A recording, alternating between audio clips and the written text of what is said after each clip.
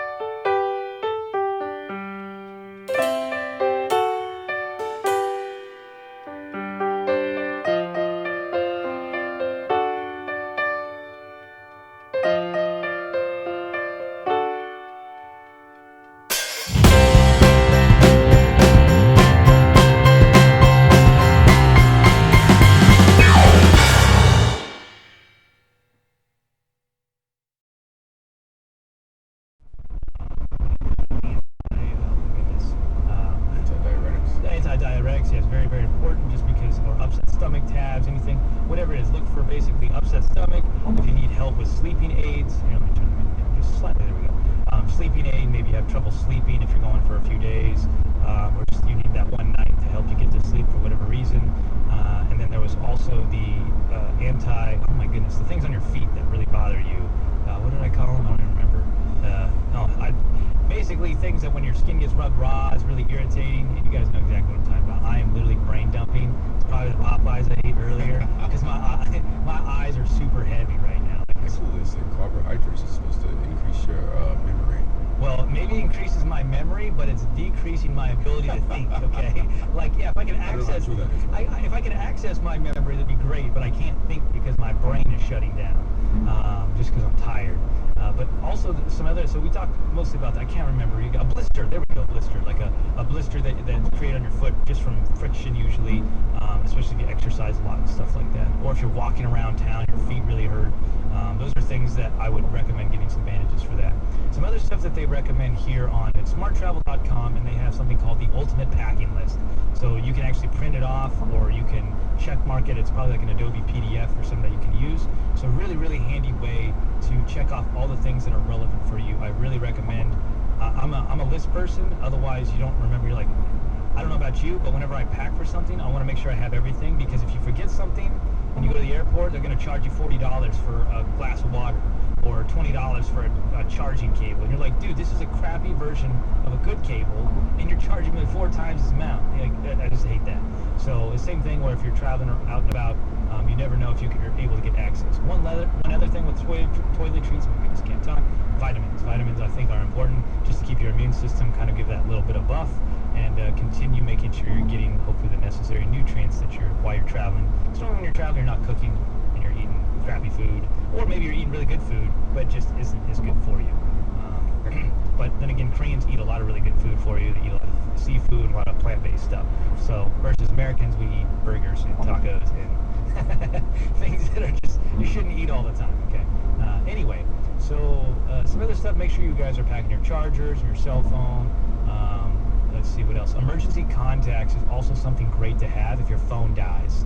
If your phone dies, to have a hand paper, or like not hand paper, some sort of paper, or I don't know, just have it written down somewhere and maybe put that in your luggage, because if your phone was to die, or let's say you go out and you got really, adult naughty water, you're drunk or something, or whatever, or you lost it, you dropped it on the train and you'll never see it again, more than likely you probably, because Koreans are very responsible, and most people around the world will return stuff they find it, just by chance if someone takes it and maybe it just never gets found.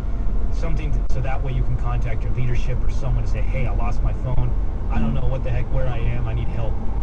And that might be a couple numbers of your friends, maybe whoever's going to be with you. Something I'd recommend to write down a phone number of maybe a supervisor, boss, friends that are going with you, or someone that you're reaching back to. Kind of looking through, if you're traveling, like you're on the train, pillows and blankets are nice, but I don't think they're really that necessary.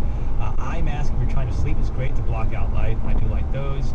Earplugs are nice, but I don't really use those ever sleeping.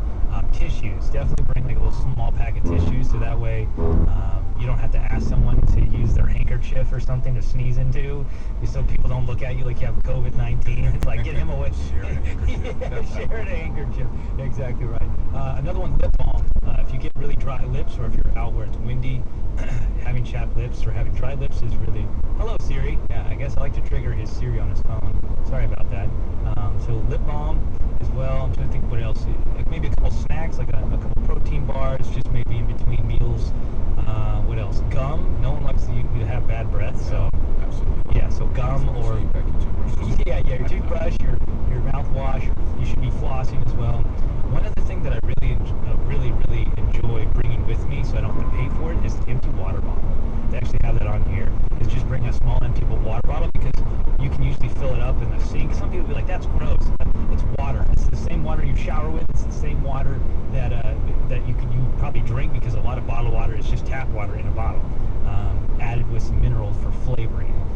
What else do they have here? Your passport or visa, ID. Yeah, most people are carrying around their ID, which is good. Itinerary, no. Maps, directions.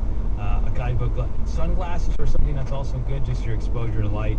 And yeah, pretty much what I try to also tell you is use cash in a lot of places. I don't like using my card, just because I don't know what kind of... I know the crime rate in Korea is very low compared to a lot of other places, but I even still like using cash for everything, just because it not only helps you keep track of how much you're spending, but it also prevents things like credit card skimming or losing your credit card.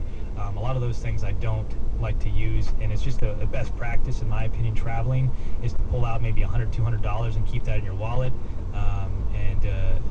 And then also, I personally like to keep my wallet when I'm traveling, usually in my front pockets. Because pickpocketing was a very real thing in Eastern Europe, and I didn't like having to worry about pickpocketing. I don't think that's, like I said, crime rate here in Korea is very low, because Koreans are very responsible and conservative with regards to crime. It's not like you're going to the wild, wild west here. It's a very civilized country, so you don't have to worry about, like, when I was in Romania, it was kind of what I would call like a second world country, where you would, in the bigger cities, it was very developed, but then when you got outside of that, it was very countryside, and there was a lot of what they called gypsies in Romania. So they were kind of criminals that will look for any way to make money. At least that's what was told to me by many of the Romanians. So they didn't really like gypsies there. So hey, I don't know if you're a gypsy, it's all good.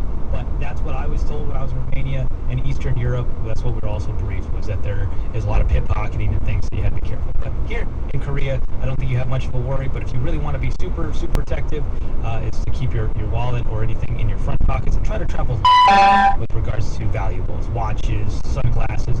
You just never know. It could be another American that steals your stuff. It could be the guy you're staying in a hostel with who's American. he's stealing your stuff. It's not the Koreans and no one else. So just be cautious and be cognizant and try to pack light when it comes to your clothes and valuables, but also try to pack a few of those medical things in case of a worst case scenario. You have diarrhea, or you have an upset stomach, or it's mosquitoes or like pterodactyls out there. They're picking people up, and you never know. It's better to be safe than sorry, and to try to protect yourself from the elements, whether it be rain or whether it be the sunshine, whatever it is. And then that's pretty much all they have on here. They have a bunch of other stuff, but it's all pretty self-explanatory. And yeah, you can, as I said, you can find this list if you're curious. DJ Siegs, where did you pull this off of? It's called smartertravel.com/the ultimate packing list, or just type in travel packing list or ultimate travel packing list, and you'll really get a good idea if you go between a couple websites of the things that you should be packing, especially as a seasoned traveler, just to protect yourself. Anything else you have that you packed that is really essential? No, but at this time, maybe we should pack some creativity.